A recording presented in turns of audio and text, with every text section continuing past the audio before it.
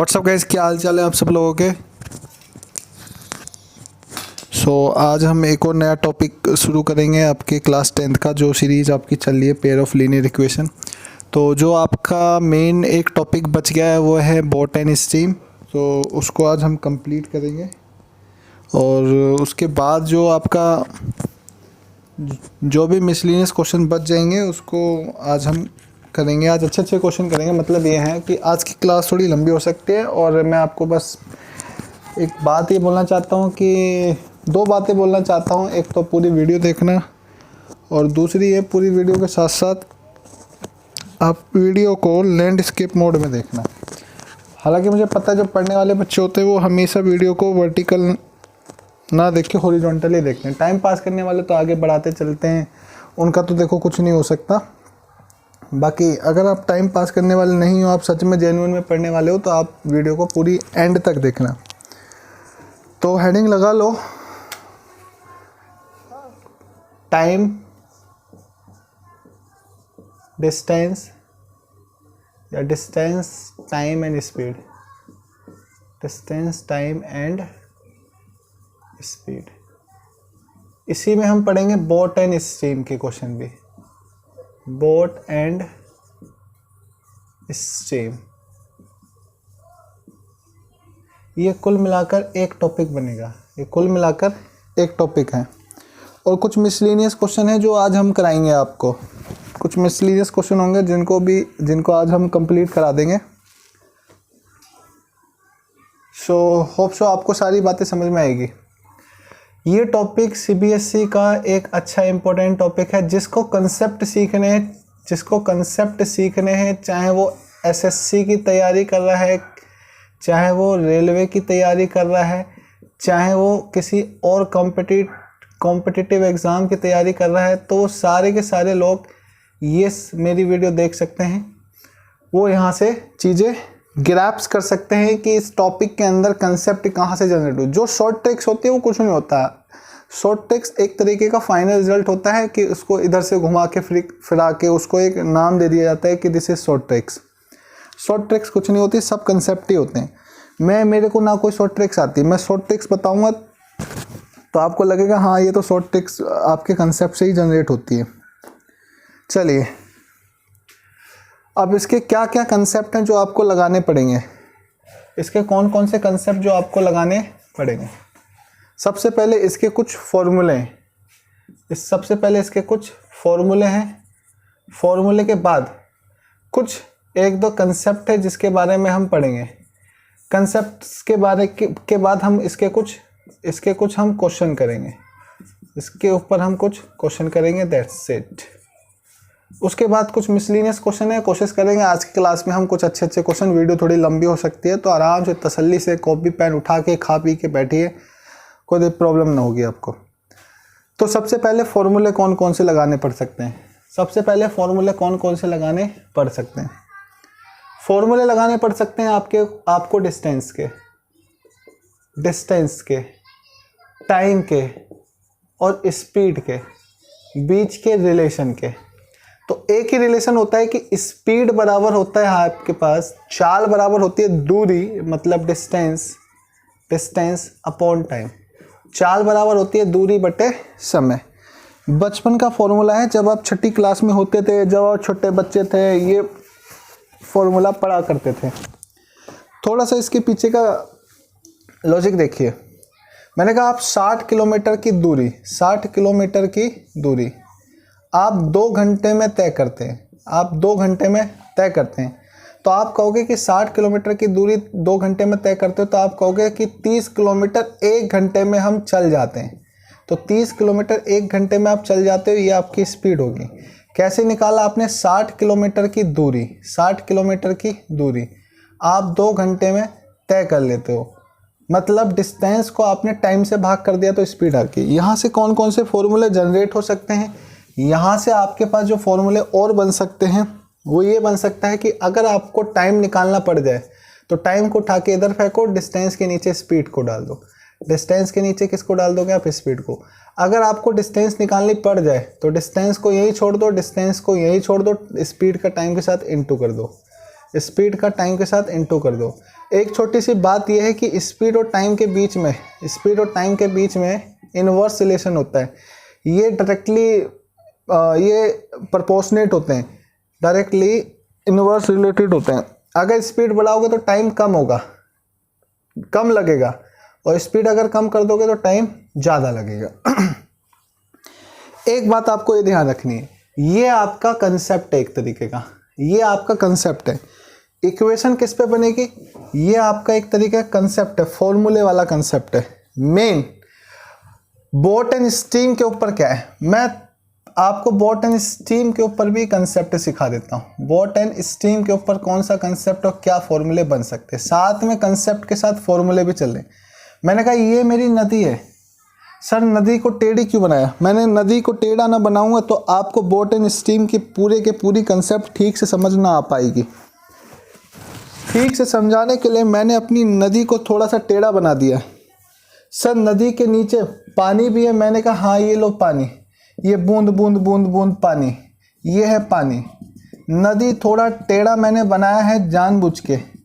Sir क्यों? मैंने कहा ये कंसेप्ट आपको सिखाना है बोट एंड स्टीम का। सर बोट तो बना ही नहीं। मैंने कहा ये लो साहब बोट, ये बोट भी लो आप।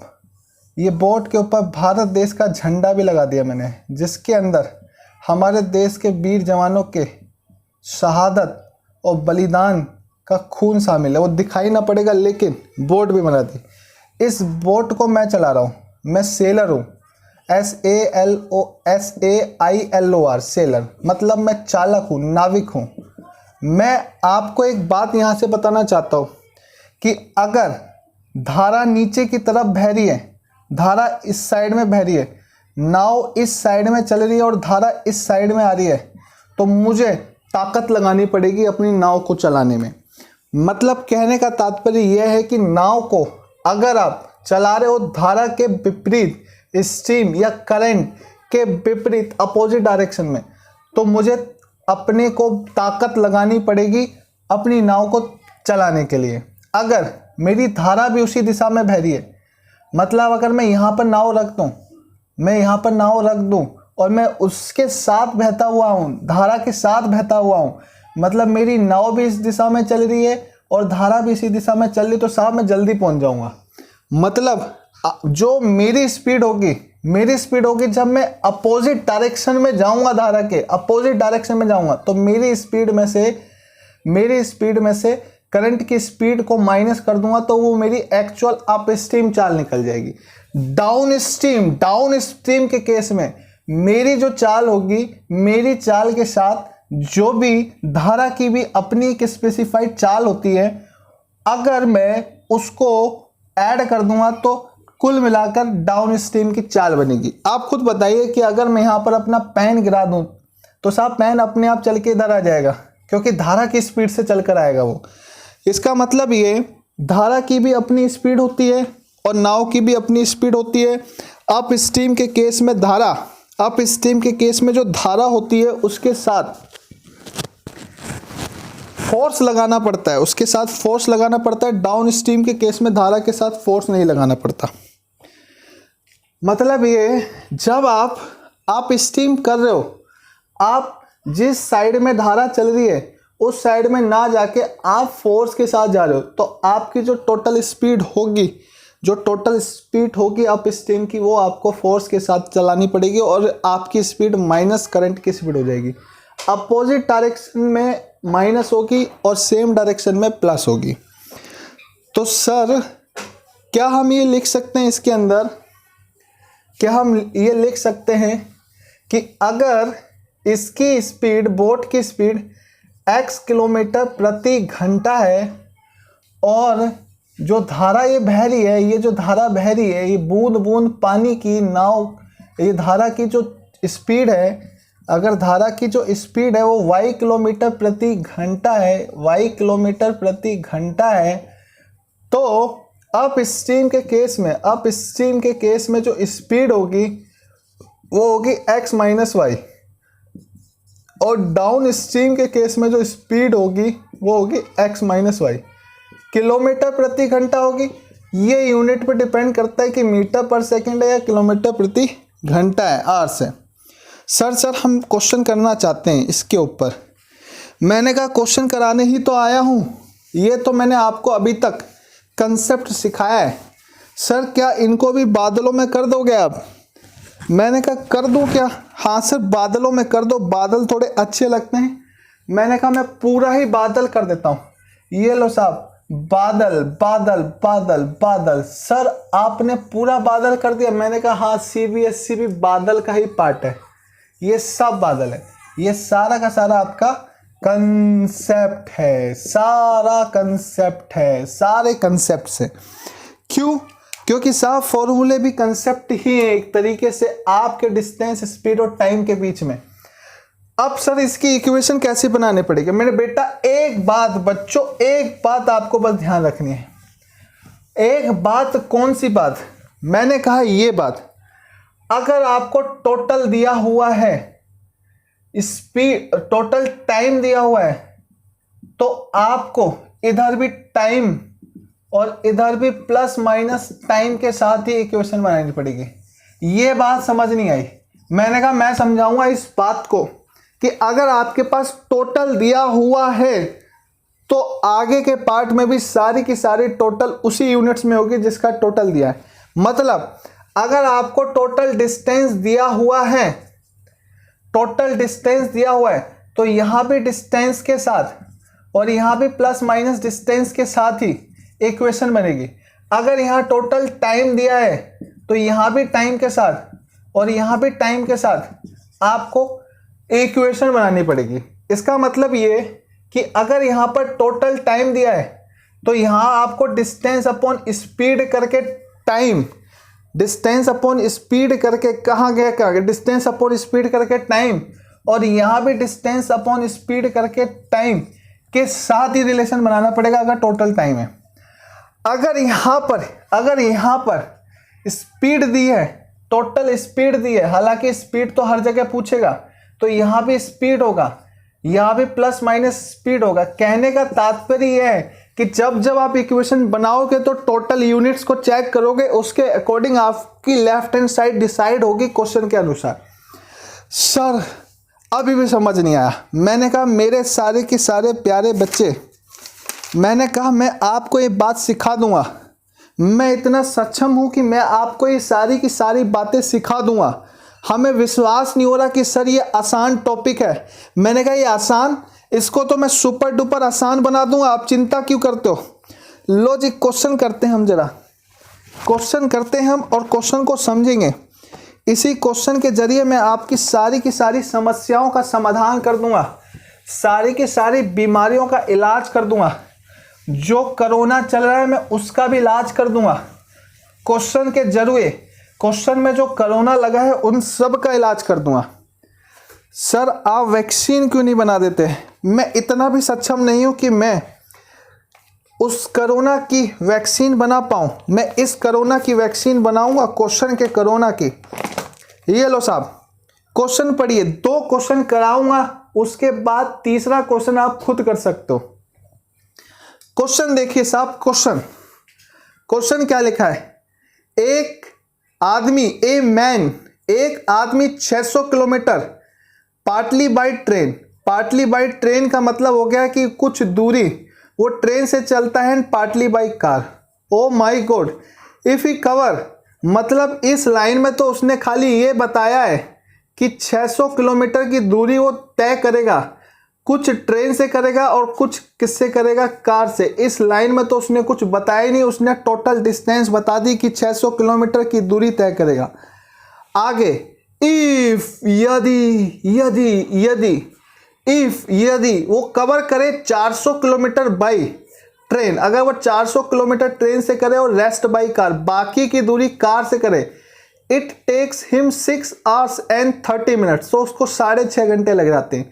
बट यदि if the travels 200 kilometre by train, अगर वो 200 किलोमीटर ट्रेन से चले और rest by car, he takes half an hours longer, तो उसको आधे घंटे ज्यादा लग जाता है। Find the speed, find the speed of the train and of car. Oh my god sir, आपने पीछे सारे कंसेप्ट जो सिखाए उसके अंदर बोला कि क्वेश्चन को 2 बार पढ़ेंगे। मैंने कहा बिना पढ़ाए क्वेश्चन तो मैं आगे बढ़ूंगा ही नहीं 2 बार। मेरा तो स्वभाव है, मेरा तो नेचर है कि मैं आपको 2 बार पढ़ाऊंगा ही पढ़ाऊंगा। फिर से पढ़ाओ सर हमको, हम स्क्रीनशॉट भी ले लेंगे।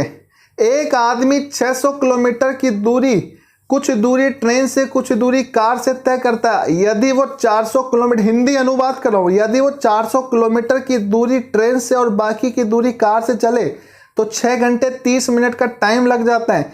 यदि वो ट्रैवल करे 200 किलोमीटर, अगर वो ट्रैवल करे 200 kilometre by train and rest by car, तो उसको आधा घंटा और एक्स्ट्रा लगता है। Find the speed of train and of car. अब हम इसको करेंगे, हम क्वेश्चन के कुछ इंफॉर्मेशन लिख लेते हैं। क्वेश्चन की कुछ इंफॉर्मेशन हम लिख लेते हैं जिससे मुझे क्वेश्चन बार बार ना लिखना पड़े। टोटल 600 किलोमीटर की दूरी है। टोटल कितनी दूरी सर? 600 किलोमीटर की दूरी है। मैंने कहा यही मैं आपको सिखा दूंगा कि क्वेश्चन के अंदर कौन कौन सा कंसेप्ट लग जाएंगे। पहला केस वो ये कहता है कि 400 किलोमीटर मतलब कुछ दूरी ट्रेन से चलेगा और कुछ दूरी कार से चलेगा। पहला केस वो ये कहता है कि 400 किलोमीटर वो चलता है ट्रेन से। ओहो, मतलब 400 किलोमीटर की पटरियां मैंने बना दी। ये लो जी 400 किलोमीटर पटरियां और 200 किलोमीटर बिल्कुल चकाचक मैंने रोड बना दिया। 200 किलोमीटर बिल्कुल चकाचक रोड बना दिया। ये लो जी, मतलब ये 400 किलोमीटर तो ट्रेन से चल गया वो, और उसके बाद आगे की दूरी उसने कार से तय कर दी। यही बात क्वेश्चन के अंदर मेंशन है। और कुल मिलाकर जाने में उसको 6.5 घंटे लगते हैं, 6 hours and 30 minutes। पहली क्वेश्चन की रिक्वायरमेंट ये है कि टोटल 600 किलोमीटर की दूरी जिसमें ये छुक छुक छुक छुक रेलगाड़ी, छुक छुक छुक छुक रेलगाड़ी, ये ट्रेन से जाता है। ये आगे ट्रेन का इंजन, मतलब ये कि वो यहां से लेकर यहां तक की 400 किलोमीटर की दूरी, 400 किलोमीटर की दूरी वो ट्रेन से जाता है, और बाकी की 200 किलोमीटर की दूरी डिस्टेंस वो कार से तय करता है। सर कार भी बनाइए। ये कौन सी कार है? मैंने कहा ये बड़ी वाली ओडी कार है। सपने देख रहा हूं, सपने देखने में कोई बुराई ना है। मतलब ये कि कुछ दूरी कार से कुछ दूरी ट्रेन से तय करता है। क्वेश्चन के अकॉर्डिंग 400 किलोमीटर ट्रेन से तय करता है और 200 किलोमीटर की दूरी वो कार से तय करता है, और उसको 6.5 घंटे लगते हैं। दूसरी रिक्वायरमेंट क्या है क्वेश्चन की? दूसरी रिक्वायरमेंट भी बता देता हूं। दूरी अभी भी 600 किलोमीटर है, दूरी अभी भी 600 किलोमीटर है, लेकिन उसने क्या सोचा कि भैया मैं जाऊंगा 200 किलोमीटर ट्रेन से। 200 किलोमीटर ट्रेन से मतलब 200 किलोमीटर की रेल की पटरियां बना दी इस बार, और 400 किलोमीटर बना दिया मैंने चकाचक रोड हाईवे बना दिया। मतलब 200 किलोमीटर ट्रेन से, इस बार 200 किलोमीटर ट्रेन से, ये मेरी ट्रेन है, ये ट्रेन से 200 किलोमीटर बाकी कार से, और उसको जाने में आधा घंटा और एक्स्ट्रा लगता है, मतलब 7 hours लग जाते हैं। यहां तक आपको कोई दिक्कत समस्या है तो बताइए। यहां तक तो मैंने कुछ किया ही नहीं, इलाज तो अभी करूंगा ना इस क्वेश्चन का। उसने बोला है कि इस ट्रेन की चाल निकाल दीजिए, स्पीड निकाल दीजिए ट्रेन की, और इस कार की स्पीड निकाल दीजिए। क्वेश्चन की रिक्वायरमेंट ये। चलिए साहब सॉल्यूशन बनाना शुरू करता हूं। ये मैंने लिखा सॉल्यूशन में मैं सबसे पहले आप मुझे बताओ कि दोनों क्वेश्चन के अंदर टोटल क्या दिया हुआ है। मैंने कहा टोटल एक डिस्टेंस दी है और टोटल एक टाइम दिया हुआ है, तो मैं टोटल टाइम से अपनी इक्वेशन बना सकता हूं। टोटल टाइम से कैसे इक्वेशन बनेगी देखिए कैसे।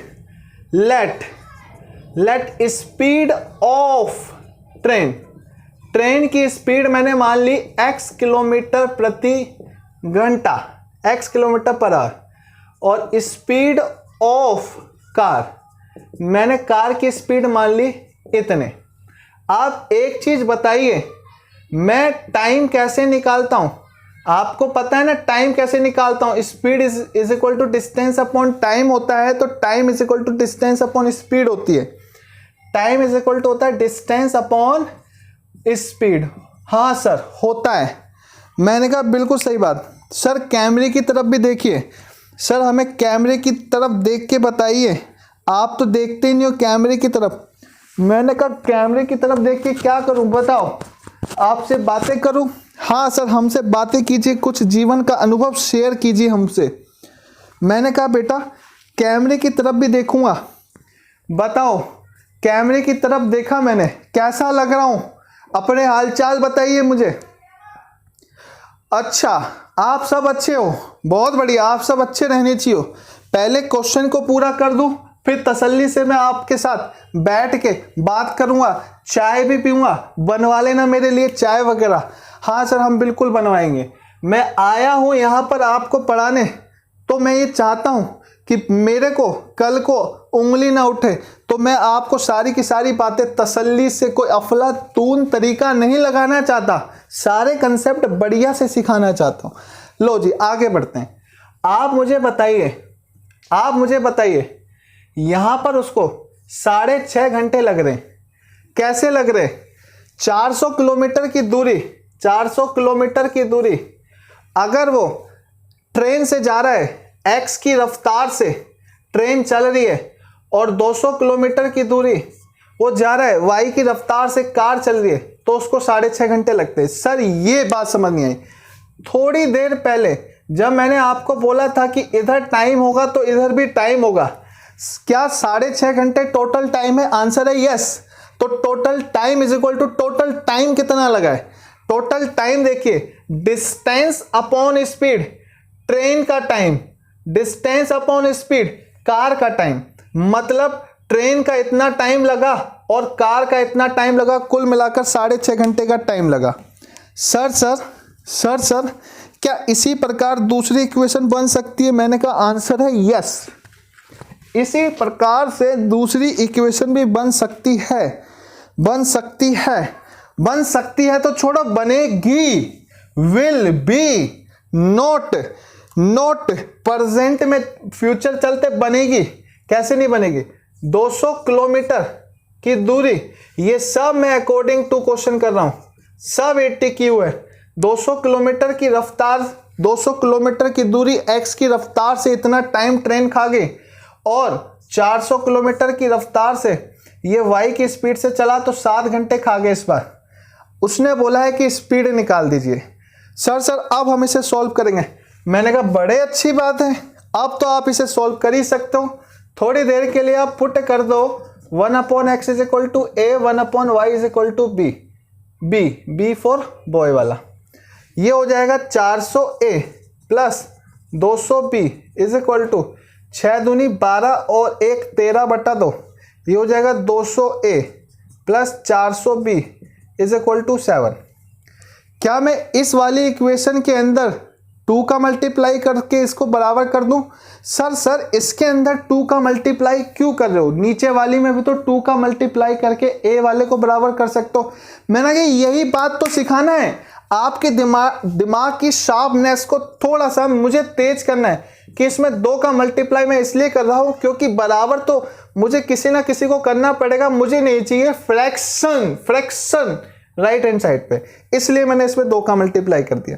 4 दूनी 800a, 2 दूनी 400b और 2 से 2 कट गया, 200a 400b is equal to 7। Subtract करने पर, सबट्रैक्ट मतलब घटाने पर, माइनस माइनस माइनस ये कट गया। क्या ये 600a आएगा? आंसर है यस। क्या ये 6 आएगा? आंसर है यस। a बराबर आ जाएगा 1/100। नहीं दिखाई दे रहा तो मैं इसको ऊपर लिख देता हूं। a बराबर कितना आ गया? 1/100, 1/100। क्या a बराबर 1/x था? हाँ आंसर है yes. 1/x is equal to आ गया 1/100। x इज इक्वल टू आ गया 100 किलोमीटर प्रति घंटा। आप क्या कीजिए, b की वैल्यू निकाल लो, नहीं तो x की वैल्यू यहाँ रख के सीधे y की वैल्यू निकाल लो। मैं क्या करता हूँ 1/100 को यहाँ रख देता हूँ। जब 1/100 को मैं यहाँ रख देता हूँ, अगर मैं इसको एक इक्वेशन मान रहा हूँ, इसको 2 मान रहा हूँ, इसको 3 मान रहा हूँ, इसको 4 मान रहा हूँ, तो मैं 3 में पुट कर देता हूँ। तो 3 में पुट करूँगा 400a plus 200b is equal to 13/2 ना। मैं इसमें करूँगा, मुझे नहीं चाहिए fraction. 200a/400b is equal to कितना है 7। तो 200 इंटू 1/100, जहाँ a था वहाँ मैंने 1/100 डाल दिया, plus 400b is equal to 7। ये मेरे पास हो गया 2 plus 400b is equal to 7। 400b is equal to कितना बन गया 5।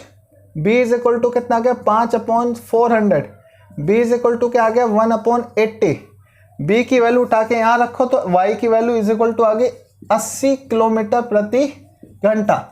मतलब x बराबर आ गया 100 किलोमीटर प्रति घंटा और y बराबर आ गया 80 किलोमीटर प्रति घंटा। इसका मतलब क्या हुआ कि जो ट्रेन की स्पीड है वो 100 की रफ्तार से चली होगी दोनों केस में, और 80 किलोमीटर की रफ्तार से मेरी कार चली होगी। इसका मतलब सर क्या हम ये समझे कि जहाँ जहाँ हमें जाना होगा हम ट्रेन से जाएं, क्योंकि ट्रेन तेज चलती है। मैंने कहा बेटा ये क्वेश्चन था, आपको जिससे जाना है आप उससे जाइए, आपको साइकिल से जाना है तो आप साइकिल से भी जाइए, तो भी कोई दिक्कत ना है। लेकिन क्वेश्चन की रिक्वायरमेंट के हिसाब से क्या मेरे आंसर ठीक है? क्या मेरे आंसर ठीक है? अपना आंसर ठीक है चेक करना है तो आप x और y की वैल्यू जो आई है यहाँ डाल के देखिए। x की वैल्यू 100 लिखोगे तो ये 4 होगा, 400 को 100 से भाग करेंगे। x की वैल्यू 80 पुट करोगे तो यहाँ पर इससे कट गया 4 पंजे 20, 4 दूनी 8, 5/2 मतलब 2.5 होगा। 4 और 2 कितना हो गया, 2.5 कितना हो गया 6.5 होगा। मतलब 6.5 मेरा है, मतलब मेरा आंसर करेक्ट है। यहाँ पर अगर 100 पुट करोगे तो ये 200/100 होगा। अगर मैं यहाँ 80 पुट कर दूंगा y की वैल्यू जो कि 80 है तो 5 होगा। 5 और 2 कितना होता है 7, मतलब ये भी ठीक है। अब मैं आपके साथ बात करूंगा कि बताइए साहब आपको इस क्वेश्चन के अंदर कोई दिक्कत है, समस्या है? नहीं सर ये तो बड़ा आसान सा लगा। मैंने कहा जी बिल्कुल, ये तो पूरा का पूरा बड़ा आसान है, इसमें कुछ कठिनाई होनी ही ना चाहिए आपको। इसके अंदर भी कठिनाई होगी तो बड़ी दिक्कत है, समस्या है आपके साथ। फिर समस्या आपकी गंभीर है। अगर आप ये क्वेश्चन नहीं समझ पा रहे हो तो आपके साथ थोड़ी दिक्कत है। आप कोशिश कीजिए कि कंसेप्ट यहीं पे पकड़ लीजिए जहां पर मैंने आपको बताया है। सर हमें और क्वेश्चन कराओगे? मैंने कहा हाँ, 1-2 क्वेश्चन मैं आपको और कराऊंगा, अच्छे क्वेश्चन और कराऊंगा। लो साहब क्वेश्चन मैंने कराना है सेकंड वाला क्वेश्चन देखिए जरा। सेकंड वाला क्वेश्चन क्या लिखा? ए सेलर 8 किलोमीटर डाउन स्ट्रीम चलता है, 40 मिनट्स में वो पहुंच जाता है, ये 40 मिनट्स है, एंड वापस आता है 1 घंटे में। Determine the speed of seller in still water and the speed of current. A seller goes, एक नाविक जाता है 8 किलोमीटर मतलब 8 किलोमीटर डाउन स्ट्रीम में, वो भी 40 मिनट्स में, एंड रिटर्न और आता है 1 घंटे में। मतलब दूरी तो 8 किलोमीटर है, जाने में लगे उसको 40 मिनट, आने में उसको लगे 1 घंटा। Determine the speed of seller in still water and speed of current. धारा की चाल, करंट की स्पीड साथ में आपको बतानी है। धारा की चाल साथ में आपको सेलर नाव की चाल। सर अपनी नदी को टेढ़ा बनाना थोड़ा। मैंने इसको सॉल्यूशन को बनाना शुरू किया, मैंने नदी हल्की सी टेढ़ी, क्योंकि मुझे डाउन स्ट्रीम और अप स्ट्रीम बताना है आपको। उसने कहा कि जो नाव है, जब वो नाव लेकर सजा देता हूं नाव को, ये लो जी, यहां मैं बैठा हूं, सेलर बैठा है। जब नाव यहां से ऊपर जा रही है, मतलब ऊपर की तरफ जा रही है, अप स्ट्रीम जा रही है। सर आपने नाव तो बना दी लेकिन आपने नदी तो बनाई नहीं। मैंने कहा लो जी साहब नदी, मैंने टेढ़ी समझाने के लिए बनाई है साहब। नदी सीधी भी हो सकती है, तब भी हल्की स्लोप उसके साथ वो बहती है धारा। अब साहब बात मुद्दे की करता हूं। उसने कहा है कि 8 किलोमीटर वो जाता है, कितने किलोमीटर जाता है वो? 8 किलोमीटर जाता है। तो उसको 8 किलोमीटर जाता है तो वो ऊपर से आ रहा है, अप डाउन स्ट्रीम के केस में, तो उसको 40 मिनट लगते हैं। 40 मिनट लगते हैं, मतलब डाउन स्ट्रीम यहां से जब वो आता है, मैं ये मान के चल रहा हूं कि मेरी नाव यहां पर है, मेरी नाव यहां पर है। क्वेश्चन में लिखा है कि सेलर यहां पर बैठा हुआ है। क्वेश्चन में लिखा क्या है आपको खुद अंडरस्टैंडिंग है कि वो इधर आता है तो 8 किलोमीटर की दूरी वो 40 मिनट में तय कर लेता है क्वेश्चन में। और जब वो वापस जाता है, जब वो आता है तो 8 किलोमीटर की दूरी 40 मिनट में तय कर लेता है। और जब वो वापस जाता है तो यही 8 किलोमीटर की दूरी 1 घंटे में तय करता है। यही क्वेश्चन में दिया हुआ है। बस दैट्स इट। क्या सर हम इसको बना पाएंगे? मैंने कहा यस, आप इस क्वेश्चन को बड़े आराम से प्यार से बना पाओगे। कैसे बना पाएंगे सर, कैसे बना पाएंगे, हमें समझाइए तो सही। मैंने कहा बिल्कुल आसानी से बना पाओगे। लेट कर लो speed of boat is equal to x kilometre प्रति घंटा।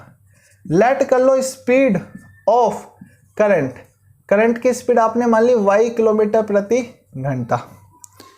इसका मतलब ये हुआ कि 8 किलोमीटर अप स्ट्रीम चल रहे हो आप 8 किलोमीटर अप स्ट्रीम चल रहे हो तो आपको 40 मिनट